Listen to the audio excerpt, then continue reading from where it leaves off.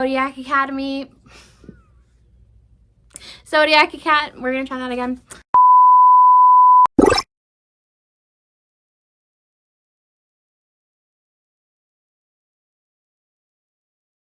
What's up, it's Ashley. Welcome to my channel. If you are new here, I am here with my favorite fantasy series of 2022. I have already done videos on my favorite standalones, my favorite romance series, and my biggest disappointment. So if you want to go check those out, I will link them down below. But here are going to be my favorite fantasies.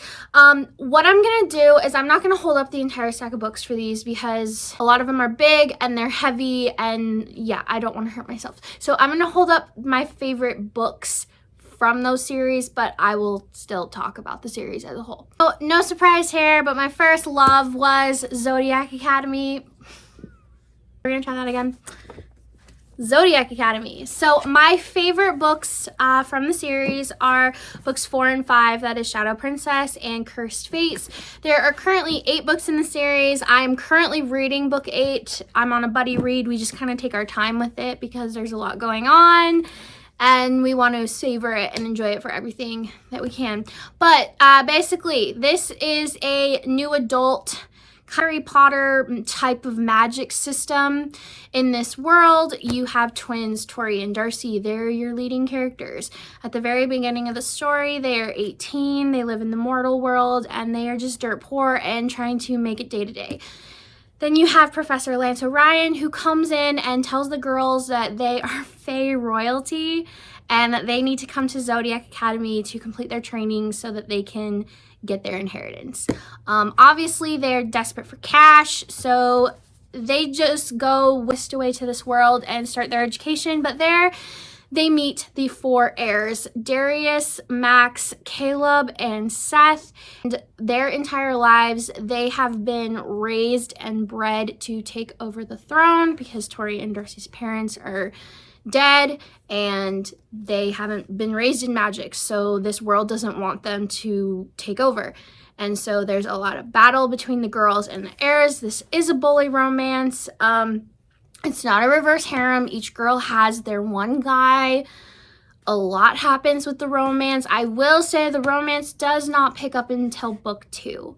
I know a lot of people do not like book 1. Book 1 is quite a struggle to get through, but it does have a really good cliffhanger, and I think if you can get through book 1, you're going to be set for the rest of the series. So like I did say, my favorites are books 4 and 5. Those are smack dab in the middle, but if you read this series, then you'll know a lot happens in these 2 books. I would say that the absolute worst cliffhangers of my life have happened in these 2 books.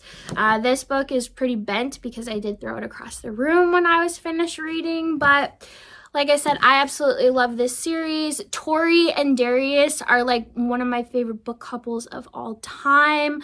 I also love Blue Lance. I think if you love fantasy and you haven't tried this series yet and you've kind of been tempted, just go. Just jump into it and try it. Another way I like to describe it is the trash TV of the book community. Okay, it's not the greatest writing, but there is tons of drama. The character development is just chef's kiss. Big, huge found family here. It's amazing how a lot of these characters go from absolute hatred to each other to being the only people that can back each other. I can't get enough of this series, so I'm just gonna shut up about it right now. Next, I fell in love with the Shatter Me series. So my favorite books were Unravel Me, which is book 2, Ignite Me, which is book 3, and then Believe Me, which is the final novella wrap-up.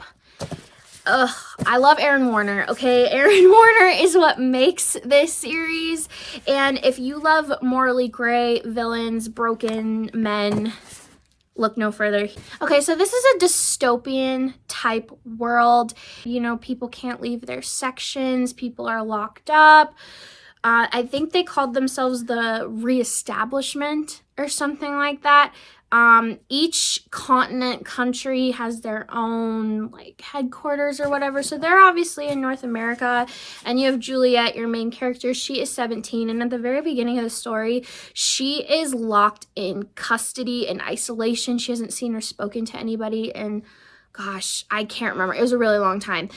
Because, so in this society, this dystopian world, there are people that have certain abilities. Not everyone has an ability, but there are a lot of people that do, and they are kind of picked off the streets and hunted down because of this. So Juliet's ability is that she cannot physically touch anybody or it'll kill them. And then you have a character, Adam Kent, and I can't remember what his ability was because I hated him. But then you have Juliet's friend Kenji, and Kenji could put an invisibility force around himself and other people. I'm gonna talk more about other people's abilities because it'll spoil things, but it's just a really good story because the reestablishment wants to use Juliet as a weapon because of the fact that all it does is take one touch and it'll kill you. And so then you have Aaron Warner who comes in, and he is the son, basically, of the president, the head of the North American section. Aaron's been brought in to take Juliet and weaponize her. And there's a lot more to it. Aaron Warner is, he's a complicated character to explain, but just go read it, okay? So books 2 and 3 have the best Aaron Warner development, and then the wrap-up novella is entirely in his POV. So that was really fun in itself. Okay, the next one, I'll just hold up all 3 because I loved all 3. It was a great trilogy. That is Caraval. So, you know, I really didn't expect to love this as much as I did because it is YA. There's no spice. It is closed-door romances. But you know what? The story and the plot was enough to keep me gripped and want to keep going. I actually did binge all 3 in just 3 days. The first story is Caraval, and what Caraval is it's this really cool carnival game thing with real magic that comes once a year. It's very exclusive, like you have to be invited by legend, the Caraval master himself, to come. And so Scarlett, she has been dreaming of going her entire life. And so one year she finally gets an invitation to go. And when she arrives, her sister Donatella goes missing. And while she's there, she discovers that Donatella is the prize that has to be found in this year's Caraval. And Scarlett is starting to realize that she's really the only person who can figure out where she is. Now, where your romance is going to come in is Scarlett has Julian, and Julian is the one that escorts her to Caraval. So you kind of have just this fun little romance there where he's trying to help her. What makes this trilogy really interesting is because of the magic system and the way that the game works. As a reader, you don't know if what you're reading is real or an illusion. And it just makes it so much fun. I love books like this with games and clues. Kind of reminded me of inheritance games in that aspect. Book 2 is Legendary, and this is going to cover Donatella. And I don't want to talk about Donatella's love because it will spoil the plots, but she has a little bit of a love triangle that goes on. And then finale is going to cover both sisters' point of view and then wrap up their romances and their story. But I really liked it, and I loved it enough that I'm so excited to start the spin-off series, Once Upon a Broken Heart.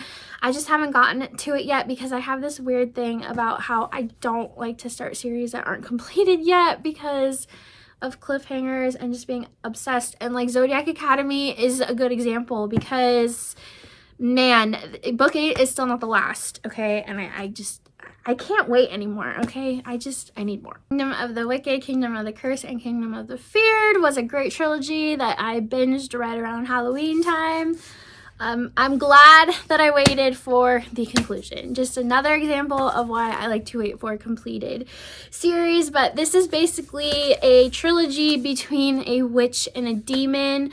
I don't want to talk too much about it because the plot really changes after book 1, but book 1, I think it takes place in Italy, and you have Amelia, and she is trying to solve the murder of her sister because her twin sister gets brutally murdered at the beginning of the story, and Amelia is trying to find out who did it. So she like casts some kind of spell to bring a demon in to help her while she accidentally summons Wrath.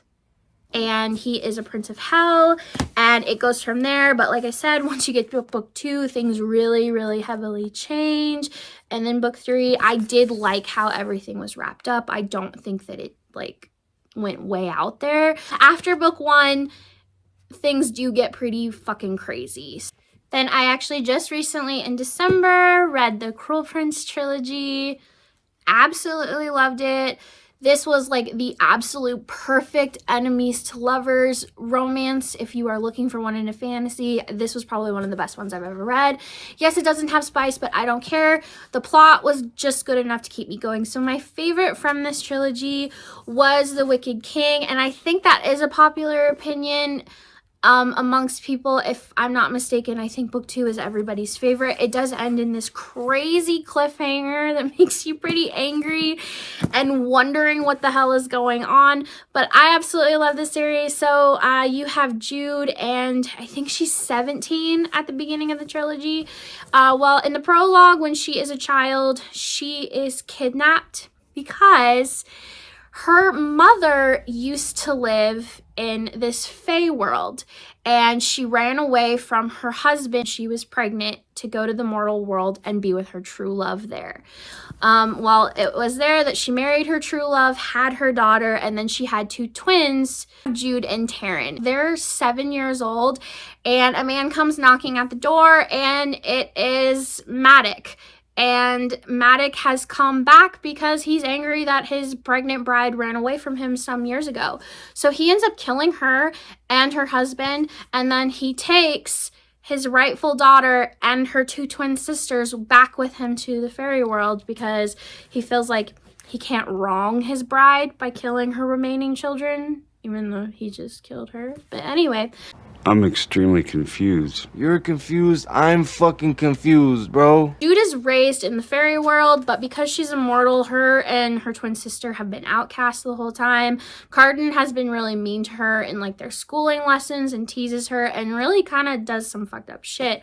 And so that's really the setup of the story. There's a lot of battles between who gets the throne, and that's really where the story like kicks off and gets interesting. There's a lot of deceit and deception, but overall, I absolutely loved it. I am obsessed with Carden and Jude. I really hope that they pop up in this new spin-off series about Oak, so we shall see. Then of course, I love the From Blood and Ash series. My favorite books are 2 and 3, and I know a lot of people don't like 3. It's an unpopular opinion. I tabbed a lot in this one. I went crazy. I loved it. So I love this series. I'm also going to include the prequel series, Shadow in the Ember, in there too, because I did read that this year as well, but I'm just going to all count it as one. But you have Poppy the Maiden. I am so bad at describing the premise of Blood and Ash. I am so bad at it. Okay, so we're gonna try this. So you have Poppy the Maiden. The Maiden is like this important figure in their kingdom. It's like this symbol for something. I'm really sorry. Okay. So Poppy basically can't be seen by anybody in the kingdom except for a few select handfuls of people. So she has this ugly ass white veil thingy that she has to wear whenever she goes out. Well, at the beginning of the book, one of her main guards is killed, so she needs a new one. And that's when you are going to have Hawk come in. And Hawk becomes a very close companion for her. Obviously, if you've read this series or if you have seen spoilers on TikTok, you know that there's a lot more to this series. But I absolutely love Poppy and Hawk. They are one of my favorite book couples ever. You know, right up there with Tori and Darius. But yeah, I will say though, as much as I love this series and these stories, I will say they are hard to get through because Jennifer L. Armentrout is really heavy with info dumping. And as a person who is not sitting down reading books for all this scholarly information, I'm just reading it for escapism and for a fun plot. a lot of it goes right over my head. And I do remember when I read the first From Blood and Ash book, it took probably about halfway through for me to get through it and actually understand what was going on. One of my biggest gripes with JLA is that the info dumping doesn't stop. Like when we got to book 4, The War of Two Queens, I mean, we were halfway through the book and we were getting more info dumping. And I'm like, why? We are on book 4. Why are we getting even more of this information? So it just, that's like my gripes with it. But I do love the story and I do love the characters enough to keep going. It's just that info dumping I could do without. Next one was such a fun series that I binged on my Kindle in 1 week. Loved it so much I absolutely had to pick up the paperbacks so I could annotate them, and that is the Four Horsemen series. And so if you know like the myth about the Four Horsemen, they are basically like the apocalypse coming to reset the world. So each book is going to cover a different one. So your first book is going to be pestilence, and then you're going to have war, then you're going to have famine, and then you're going to have death. And what I have to say is, so each book follows the same blueprint where your horseman is going to come in, start their mission to rid the world of everything. Well, what ends up happening in each of these books is they come across a female who is trying to stop them from taking down the world. And it's, for each of these guys, it's kind of an insta-love moment for them, like, wow, this female is really, really interesting. So they kidnap her and take her along for the ride. So Pestilence, his whole thing is making people sick and ill. And Sarah is trying to convince him that not everyone is bad. You don't have to make everybody sick. And then it gets to this point, you know, where obviously he's realizing, you know, humans are human. They're not that bad. So I really enjoyed Pestilence. And then War was actually probably my favorite of the 4. I really liked War. So I will say, so Pestilence was set in America, set in Jerusalem, and Miriam was pretty badass. She was pretty feisty. So what was different about this one versus Pestilence is in Pestilence, it was just him and Sarah. He did everything on his own. With War, obviously, he had soldiers, he had an army, he actually had humans that he recruited to believe in his cause. And so when he kidnaps Miriam, she basically gets thrown into his war camp. Well, what I love about this story is, what makes it interesting is that when War first meets Miriam, he calls her his wife. Like, he has it so locked in his head that this is his wife, even though they just met. So obviously she's like, no, get away from me, dude. More comes from it. But War was my favorite. And then you have Famine, and Famine's mission obviously is to kill all the crops and everything. And if I remember correctly, I think he was able to use crops to harm people and stuff like that. So I really like this one. And I think this was in South America, I want to say. And you had Anna and Famine, and this was just another good story.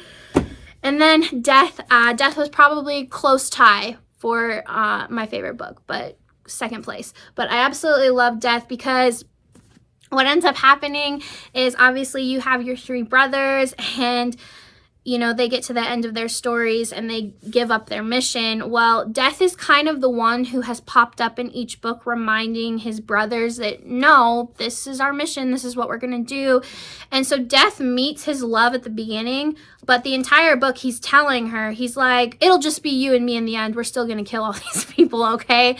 And so there's just a lot of conflicts with him giving up his powers and finally seeing the way his brothers see things. And I just overall really, really liked it. The end does have a really, really nice wrap up to all of the brothers. But if you're just looking for some fun escapism with some good smut, this was a good series. Then you have the Flesh and Bone series with What Lies Beyond the Veil and What Hunts Inside the Shadows. Oh my gosh. I'm so glad I found these. So these were both new releases for 2022. I believe this one came out in February, I think, and then this one had come out at the end of the summer, and I was so blessed that I was placed on the ARC team, and I was able to get an ARC copy of this and read it before anybody else, and so I absolutely loved it. So if you love From Blood and Ash and you love Acotar, it's going to be the same vibes. You're going to have fated mates.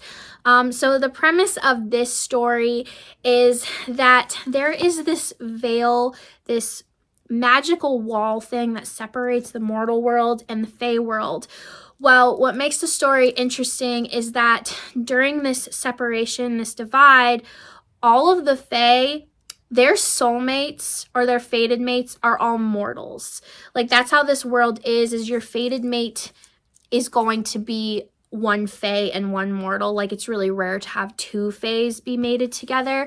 And so this veil has been up for a really, really, really long time, like centuries. And so you've had these Fae that have been on the other side, and they've basically had to listen and feel their soulmates dying each life, each time, and they have no way of getting over to get to them. So Estrella is our main character, and basically at the beginning of the story, she is kind of being groomed by the king or the lord or whatever to become his wife after his wife dies.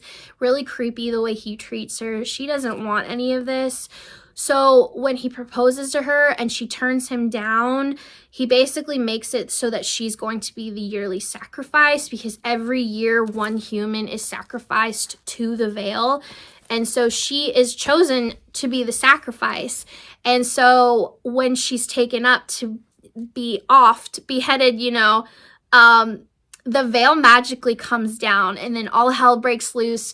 The humans have to flee and hide because the Fae are now coming to get these humans. And the humans have all basically been bred to think that the Fae are evil. So that's why they're running. And Estrella, she gets a mark on her arms, basically saying that she has a Fae mate too. He is coming for her. So she takes off to hide, and then she meets a man on her journey, a human man. He is also hiding from his Fae mate. They develop a relationship and go on a journey together, and obviously it ends with a cliffhanger, which is going to lead into book 2. But it's a fun series. It's a fun story. And yeah, a lot of people's gripes are, when these books follow the format of From Blood and Ash and Acotar, you can guess the plot twist coming from a mile away. But I don't care. It still makes it for fun, because if you can get past the predictable plot twist of book 1, then you don't really know what's going to happen in book 2, because that's where it can start fresh with new information. But I loved it. Book 3 is coming out in March, so countdown calendar is set. But I love this series, and if you haven't tried it yet, but you do love those other series I have mentioned, try it out. This next one is a little different in the sense that it's technically a gothic romance, but it has so many fantasy elements that it can't be a contemporary romance. So it is Nightshade, and this is technically a duology. I just don't have the other copy, but here it is. So I read this in October, part of my Gothic readathon. And this was one of those stories that I knew halfway through I was going to have to purchase it and reread it again. This is one of those soulmates, everything else doesn't matter in the world but these two kind of story. So there are 2 different timelines going on. You have one that goes on in the present, and then you have one that goes on centuries past. And at first you're wondering, why do I have this confusing plot line from a long time ago? But the more you read, the more you realize that they intertwine with each other, and it has to do with this amazing love story between these 2 characters that has literally been centuries in the making. So this book, the setup is really hard to explain, so I'm going to do it the best that I can. But basically, Nightshade is this purgatory place between heaven and hell. You don't have to die to go there. Like, you can get there through magic or something like that. And so at the beginning of the story, our main character, she is trying to get to Nightshade to locate her father because her father's been missing for some months and she believes that he is stuck there. And so she ends up there, and then there she meets Jericho, and he is like this lord type person in this Nightshade world. And he becomes very intrigued with her because she is like this carbon copy of these dreams that he's been having for quite some time of this beautiful girl, and she looks exactly like this beautiful girl. And so he's wondering why he's been having all these dreams about her.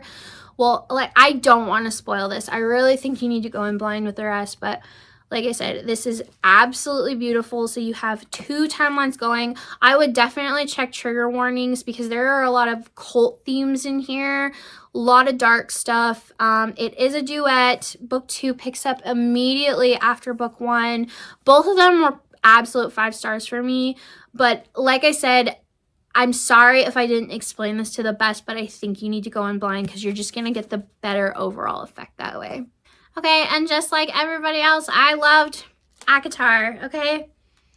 I absolutely loved it. So I did read the first book in 2021 in the fall, and then I finally got back around to the series in March of 2022. So my favorite books from the series were probably like everybody else, and that's Mist and Fury, and then Silver Flames.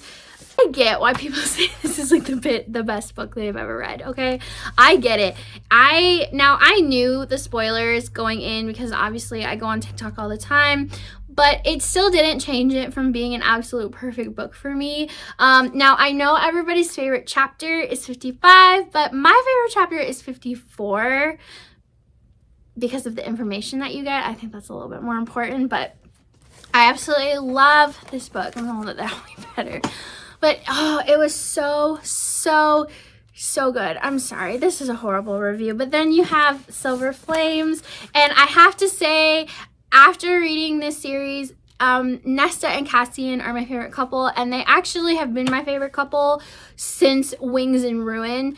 I found myself that when I was reading the series, I really was intrigued with all of the Nesta and Cassian breadcrumbs and little Easter eggs that were in the earlier books, just like with the way that it was described how Cassian would look at Nesta when she would walk into a room, or how their fingers would nearly touch, just stuff like that. And so I was so excited for Silver Flames. Like, the entire time I was reading Wings in Ruin, I was enjoying it, but I'm like, oh my god, I just want to read Silver Flames so I can have their story.